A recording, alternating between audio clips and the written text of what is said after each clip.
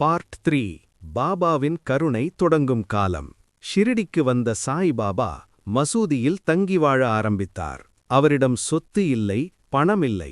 ஆனால் அவரிடம் கருணையும் அன்பும் அளவில்லாமல் இருந்தது.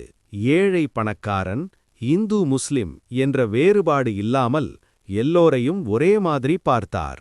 சப்கா மாலிக் ஏக், எல்லோருக்கும் ஒரே கடவுள் என்ற வார்த்தையை அவர் வாழ்க்கையிலேயே காட்டினார். மக்கள் தங்கள் துன்பங்களை சொல்லி அழுதபோது பாபா அமைதியாக சிரித்து, கவலைப்படாதே, எல்லாம் சரியாகும் என்று ஆசீர்வதித்தார். பார்ட் 4 உதி அதிசயம். பாபா எப்போதும் மசூதியில் அக்னியை ஏற்றி வைத்திருந்தார். அந்த அக்னியிலிருந்து கிடைக்கும் உதி, திருநீரு, பல பேரின் நோய்களை குணப்படுத்தியது. குணப்படாத நோய்கள் குணமானது. மனவேதனைகள் நீங்கின. குடும்ப பிரச்சனைகள் தீர்ந்தன. மருத்துவம் தோல்வியடைந்த இடங்களில் பாபாவின் உதி வெற்றி பெற்றது. இதனால் மக்கள் இவர் சாதாரண மனிதரில்லை என்று நம்ப ஆரம்பித்தார்கள். பார்ட் 5 நம்பிக்கையை சோதித்த பாபா. பாபா அடிக்கடி பக்தர்களின் நம்பிக்கையை சோதிப்பார். சிலரை திட்டுவது போல பேசுவார், சிலரை உதாசீனப்படுத்துவது போல நடப்பார். ஆனால் உண்மை என்னவென்றால், அது கர்மா கழிக்க, மன உறுதியை வளர்க்க அவர் செய்த ஒரு வழிமுறை. யார் பொறுமையாக இருந்தார்களோ, யார் நம்பிக்கையை விடவில்லையோ, அவர்களுக்கே பாபாவின் அருள் முழுமையாக கிடைத்தது. பாபா கற்றுக் கொடுத்த வாழ்க்கை பாடம். சாய் பாபா சொன்ன மிக முக்கியமான விஷயம் யாருக்கும் தெளிவாக நம்பிக்கை. ஆனால் ஒன்று மட்டும் உறுதி, பொறுமை வந்தது மக்களை காப்பாற்ற. இந்த இரண்டும் இருந்தால் வாழ்க்கையில் எதையும் வெல்லலாம் என்று கற்றுக் கொடுத்தார். ஒன்றுமில்லை, 1918 பாபா உடலை விட்டு பிரிந்தாலும் அவரது அருள் இன்றும் உயிருடன் உள்ளது. பாபா சொன்ன அவரை நம்பும் ஒவ்வொருவரின் வாழ்க்கையிலும் இந்து முஸ்லிம் சண்டை அதிசயங்கள் நடக்கின்றன. சண்டையை உன் சுமைகளை என்னிடம் ஒப்படைத்து விடு என்று பாபா சொன்ன வார்த்தை இன்றும் கோடிக்கணக்கான மக்களுக்கு ஆறுதலாக இருக்கிறது. உதி அதிசயங்கள். பாபா ஏற்றிய தீ சாதாரண தீ இல்லை. அந்த தீயிலிருந்து வந்த உதி மருந்தாக மாறியது, பிரார்த்தனையாக மாறியது. மருத்துவர் கைவிட்ட நோய் பாபாவின் உதி குணப்படுத்தியது. மன அழுத்தம் அமைதியாக மாறியது. இதெல்லாம் அதிசயமா? இல்லை, நம்பிக்கையின் பலன். நம்பிக்கை சோதிக்கும் பாபா.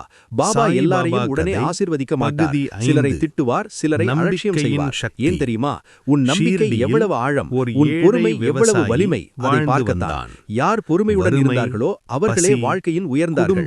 கர்மா. பாபா சொல்லிய ரகசியம். பாபா சொன்னார், நீ அனுபவிப்பது உன் கடந்த செயல்களின் பலன். ஆனால் இன்னொரு உண்மை, நம்பிக்கையுடன் என்னை பிடித்தால் கேட்ட கர்மாவையும் நான் கரைத்து விடுவேன். அதனால்தான் பாபாவை நம்பியவர்கள் வாழ்க்கையில் மீண்டும் எழுந்தார்கள். ஸ்ரத்தா அண்ட் சபூரி, வாழ்க்கை மந்திரம். பாபா சொல்லிய 2 வார்த்தைகள், ஸ்ரத்தா நம்பிக்கை, சபூரி பொறுமை. இந்த 2 இருந்தால் துன்பம் தாங்கும், மனம் உடையாது, வாழ்க்கை வரும். பாபா சமாதி அண்ட் இன்றைய அருள். 1918 பாபா உடலை விட்டார். ஆனால் அருளை விட்டாரா? இல்லை. அதிசயத்தை விட்டாரா? இல்லை. இன்றும் கண்கலங்கும் பக்தர்களுக்கு ஆறுதல், நம்பிக்கையுடன் அழைப்பவருக்கு தீர்வு. உன் சுமைகளை என்னிடம் ஒப்படைத்து விடு என்ற வார்த்தை இன்றும் உயிரோடு இருக்கிறது. முடிவுரை. இன்றிலிருந்து ஒரு விஷயம் மட்டும் செய். கவலை வந்தால் பாபா நினை, பயம் வந்தால் பாபா நினை, கண்ணீர் வந்தால் பாபா நினை. சாய் பாபா உன்னுடன் இருக்கிறார். நம்பிக்கை உள்ள இடத்தில் நம்பிக்கை இழப்பு இல்லை. சாய் பாபா கதை 7 பகுதி அகங்காரம் கரையும் பொறுமை. பாபாவின் பரிசு. ஒரு செல்வந்தர் இருந்தார். ஒரு இளைஞன். அவருக்கு வேலை இல்லாமல், அதிகாரமும் மன உளைச்சலில் இருந்தான். பக்தி இல்லை. ஒவ்வொரு நாளும் பாபாவிடம் சென்று பாபாவை பார்க்க வந்தார். பாபா, என் வாழ்க்கை எப்போது மாறும்? தரையில் அமர்ந்திருந்தார். பாபா எதுவும் சொல்ல மனிதன் மனதில் மௌனமாக இருந்தார். அந்த மௌனமிடம் என்ன அவனுக்கு சோதனை. பாபா சிரித்து, பல நாட்கள், நீ பல வாரங்கள் பார்க்கவில்லை.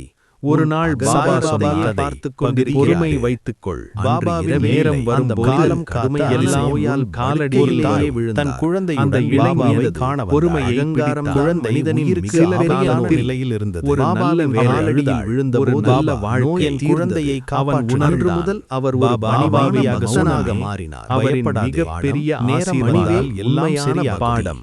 மருத்துவமை கைவிட்டவர்களுக்கு, ஆனால் பாபாவின் வார்த்தையை துணை அந்த தாய் காத்திருந்தாள். 3வது நாளில் அதிசயம். குழந்தை மெதுவாக சுவாசிக்கத் தொடங்கியது. மருத்துவர்கள் வியந்தனர். இது மருத்துவத்துக்கு அப்பாற்பட்டது. பாடம். பாபா நம்மை காக்கும் நேரம் சரியான நேரம். இதன் மூலம் நம் சாய்பாபாவின் வாழ்க்கை வரலாறை தொடர்ந்து தரிசிக்கிறோம். சுமையை என்னிடம் கொடு. உங்களை நான் பல பக்தர்கள் பாபாவிடம் தங்கள் துயரங்களை சொல்வார்கள். ஒரு நாள் பாபா தொடர்ந்து உங்களுக்கு பாபாவோட வரலாறு வேணும்னா வரலாறுன்னு சொல்லி கமெண்ட் பண்ணிடுங்க. அப்புறமா நம்ம வீடியோ மேக் பண்ணி போடலாம். ஓம் சாய்ராம், ஸ்ரீ சாய்ராம், ஜெய் சாய்ராம்.